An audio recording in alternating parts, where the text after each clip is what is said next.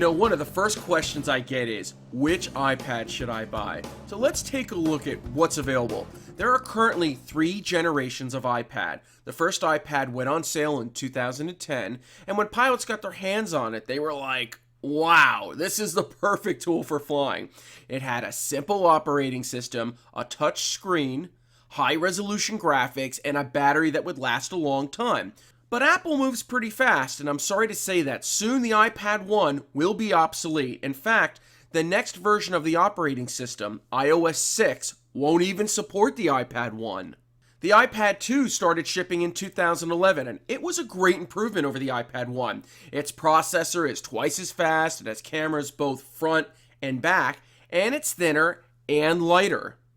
The third generation iPad, which we're going to call the iPad 3, started shipping in 2012. Basically, this is a high-definition version of the iPad 2 with a faster processor, a beautiful Retina display, and 4G networking. Some downsides are that the iPad 3 is a little bit thicker and runs a little bit hotter than the iPad 2. Now, whether we are talking about the iPad 1, 2, or 3, all iPads are either Wi-Fi only, or Wi-Fi plus cellular data, 3G or 4G. You can tell the 3G, 4G iPads because they have a black GPS antenna on the back.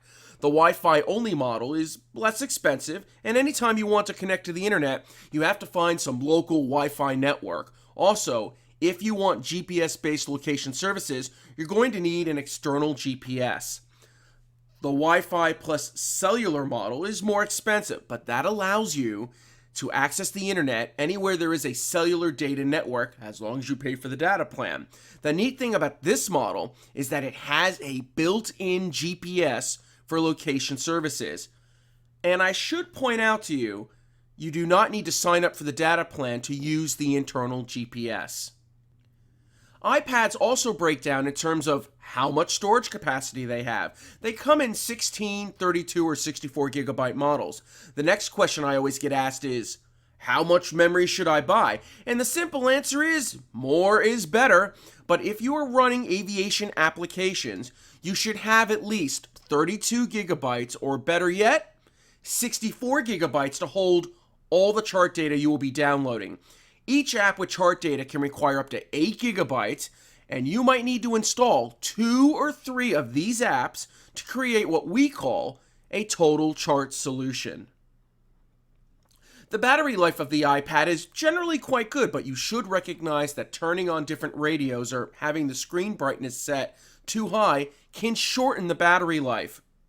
For example, with a normal battery life of around 10 hours, if I were to turn on the 3G, 4G radio, the battery life might drop to 9 hours. And turning on Wi-Fi might further decrease it to 8 hours. Turning on the Bluetooth might further decrease battery life beyond that. So it's important that you make sure you always fly with a charged battery and an additional power source available. Now let's talk about charging those batteries. The iPad comes with a wall charger, but that charger provides a high-power USB port. As you can see, it provides 10 watts of charging power, which is the equivalent of a 2.1 amp USB port. You can get 12-volt chargers for the iPad as well, which is a good idea if you want to power your iPad in the aircraft. This is a really cool adapter we found at Sporty's that can charge both an iPad and a regular USB device, like an external GPS. But I have a caution for you. You may find that all of those USB chargers you have lying around your house will not charge the iPad effectively. And that means your iPhone or iPod chargers won't work.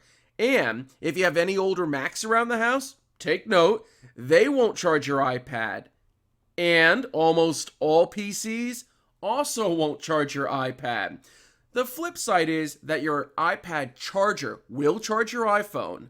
Now, some people I know have thrown away all of their iPhone chargers and replaced them with iPad chargers so they won't get hosed.